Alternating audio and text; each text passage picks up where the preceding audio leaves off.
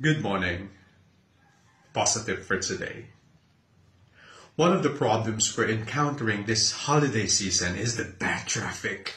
Sobra, hindi makatarungan talaga. At ako, para makaiwas sa traffic na ito, I learned how to book a motorcycle ride. At isa sa mga napansin ko dito, yung paggamit ng shower cap. So the more I ride, the more I consume this shower cap. And all the more, I contribute to the garbage problem.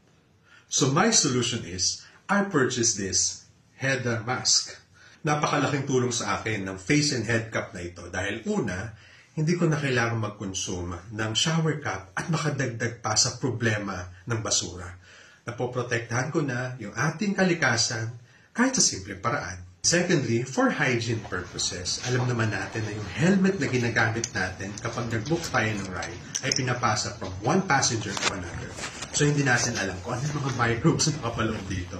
At sa tulong ng face cap na ito, kahit papaano mapoprotect na yung ulo at mukha na hindi matouch. So yun na yung positive ko para sa mga frequent rider ng motorcycle taxi. Sana instead of availing the shower cap na makadadagdag pa sa basura, mag-purchase na lang tayo nito.